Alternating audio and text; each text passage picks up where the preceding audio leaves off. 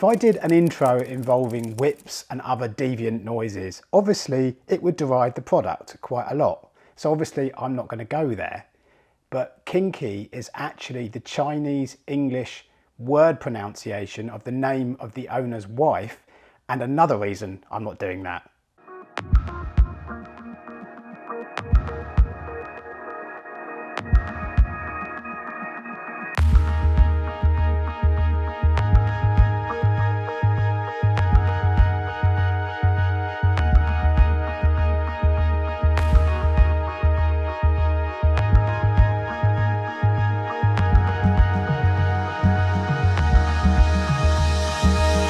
This is a Chinese-made Class AB dual mono integrated amplifier. There is no DAC. This is a pure analog amp, and at the back, main things to find: set of speaker terminals, XLR inputs, they aren't balanced, just cosmetic XLR, and 3 sets of RCA inputs.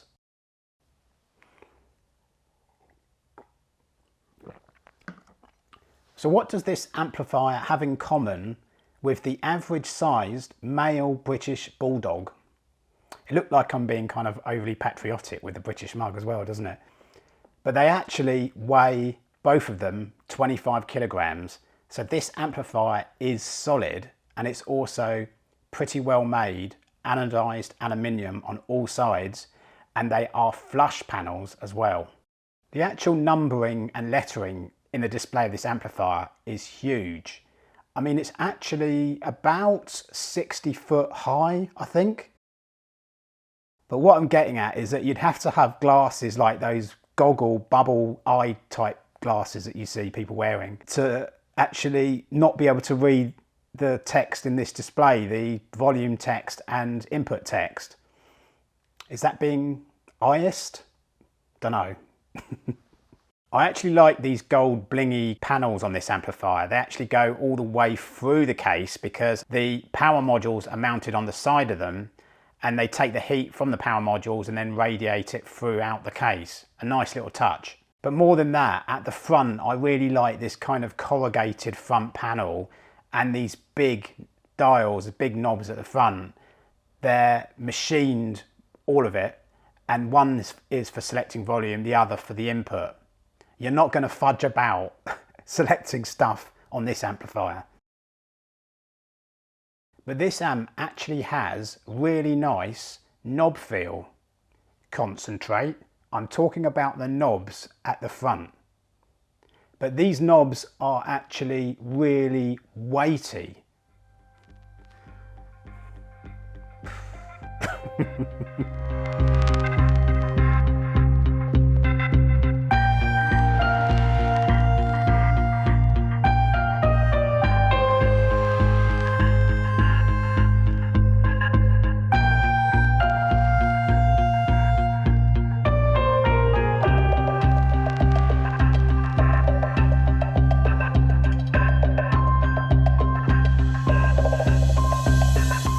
But aside from my innuendo, this amp actually has quite a lot going on inside it. Separate toroidal transformers for the left and right sides, and the brand describe it as having high damping factor and slew rate, which is the quickness for which the amp can respond to the input level. So if you can hear anything picked up on my microphones, I've got the Strimmer Brigade out again in the background.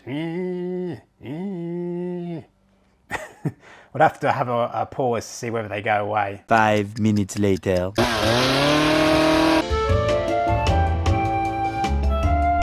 One thing that's quite unique with this amplifier is that it does have a DC filtering switch. I've not personally seen this on an amplifier before, and basically this is to filter out DC that gets into the AC. You see it on power conditioners, on some power conditioners, before that DC can get into your toroidal transformer and start causing toroidal transformer hum.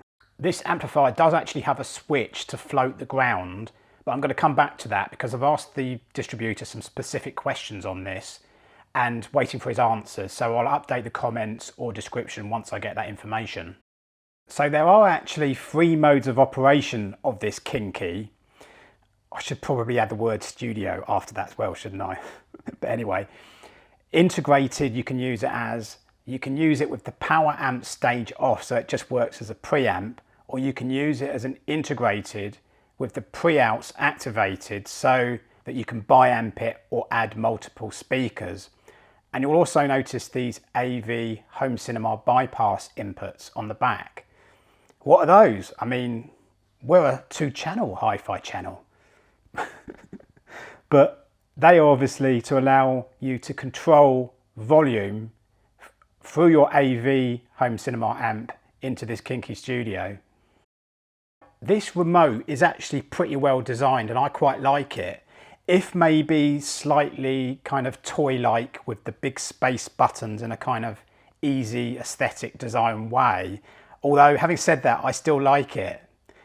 But another pleasing thing about this amplifier on the display is that it's dimmable, crucial if you're listening late night.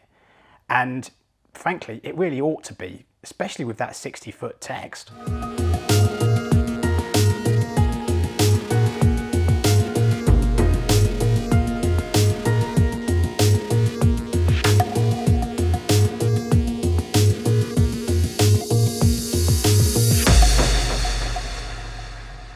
What I really like about the way that Kinki Studio explain the sound quality traits of this amplifier is it shows that they're really confident about what this amp does and know what it does, because you sometimes don't find that, surprisingly, with audio brands. They're all a bit similar in the way they describe sound of an amplifier.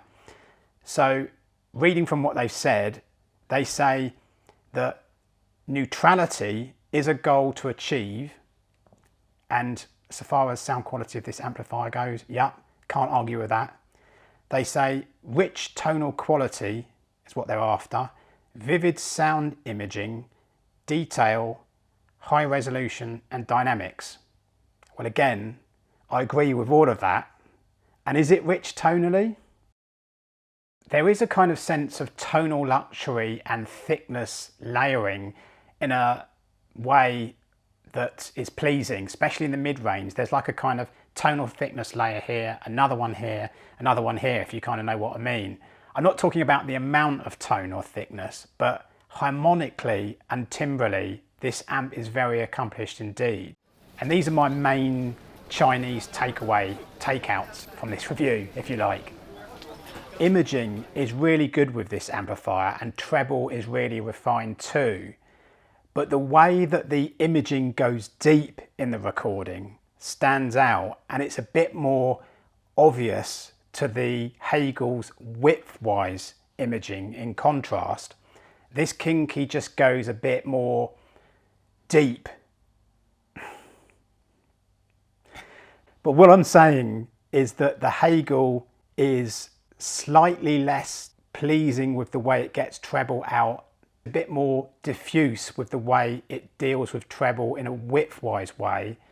This depth staging in this Kinki Studio seems to allow the treble to pop out of the recording in this deep sound stage. The actual way that this amplifier is of similar qualitative sound quality to the H390, except for slight differences in bass quality and drive, the Hegel just has the edge in those areas, is quite surprising for this amount of money. If anything, I think the Hegel slightly has it over this Kinki Studio in terms of the cleanliness and preciseness of tone. But remember always that I'm analysing tiny cigarette paper thin differences. Also, I'm relating it obviously to the experiences of the speakers I try, but the fact that it goes down nearly as deep as the Hegel is perhaps unsurprising considering relative power specs between these two amplifiers. But the Hegel just slightly makes more of those kind of kick bass and guitar bass frequencies. So obviously this amplifier doesn't have streaming capability, I've already explained that, but the H390 is now Roon ready. You can also use it as a DLNA UPnP streamer, also Spotify Connect.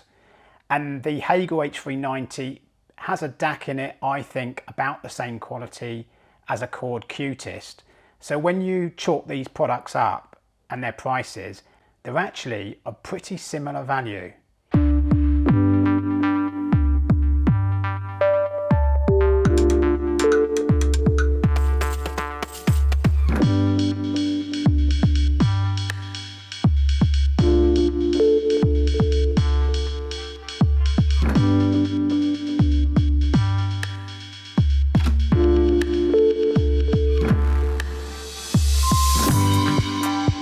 I suspect, therefore, that it's the slight power difference that means that the Kinki Studio is not going to be able to drive speakers quite as well as the Hegel.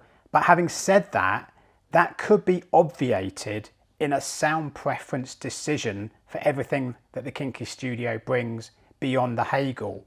It's that close, and it's not a best decision in this particular instance. So a couple of other comparisons to amplifiers I've got here at 13th Note Towers. I've got the Bucar i150 amplifier still, a smoother, more tonally relaxed amplifier to this Kinki Studio, but without the drive, detail and dynamics, and perhaps unsurprisingly for the much lower price, I've also got the NAD M33 still. Lovely amp that.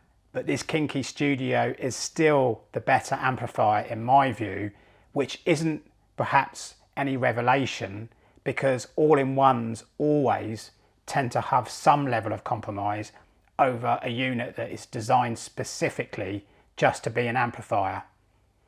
The NAD obviously has a really nice display, touchscreen display and streaming integration that is just gorgeous.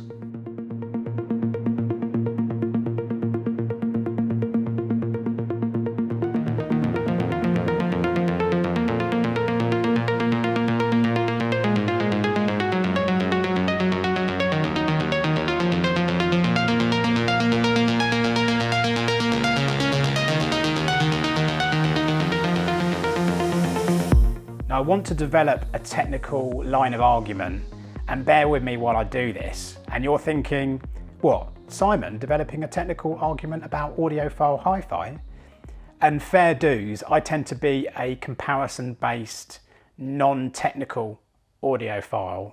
And the reason why I dislike making assumptions about technicalities and why I'm breaking this down is because I don't really like that in hi-fi, and I think of hi-fi as being inclusive for all, and the moment you start making it exclusive by making assumptions about technicalities, you start alienating people, and I just don't agree with that approach. The first thing to say in my line of argument is that this amplifier outputs 215 watts at 8 ohms and 290 watts at 4 ohms, which means it's going to be able to drive pretty much most speakers. So Kinki Studio described this amplifier as being of a high current nature.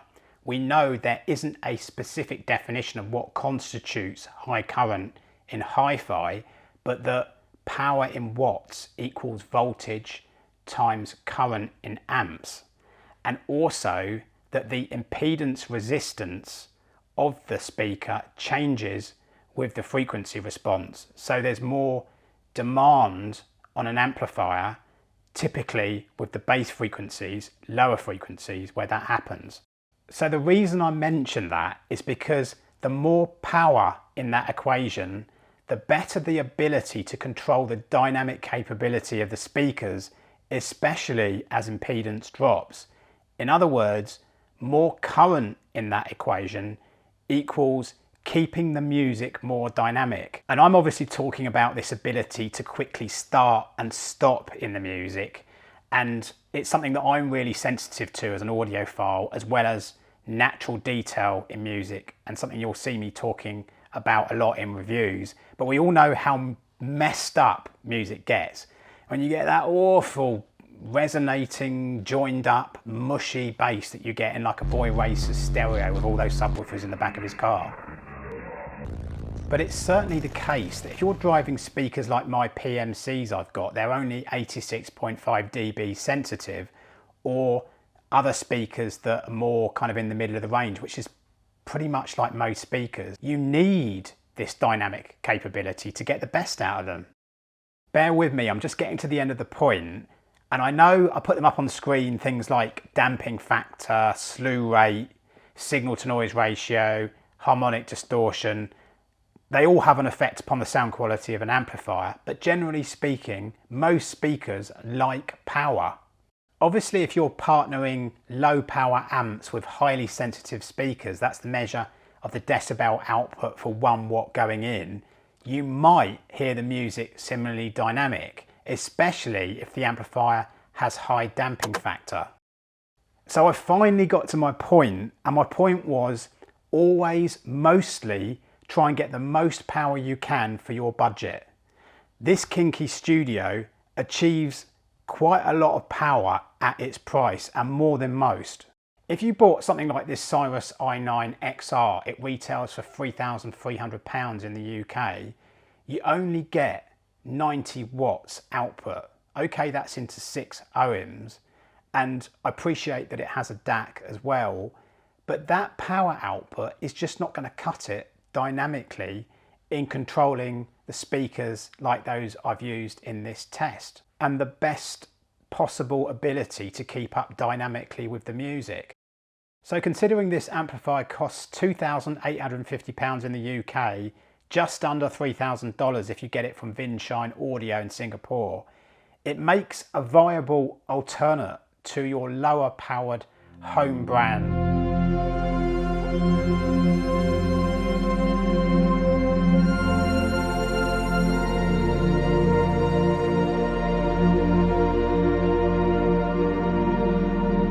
If anyone says Chinese made is bad quality, that argument is total bull and well done ages ago. Personally, I'm not going to mark this amplifier down because it doesn't have balanced XLR inputs, because I feel it's small fry to the overall quality of this amplifier. So in summary of this review, don't cast out Chinese amplifiers, perhaps because they're less well known, or you've got concerns about build quality, maybe you're more familiar with your home offerings, because you do that, bearing in mind what I've said about sound quality, at your total peril. Thanks for watching.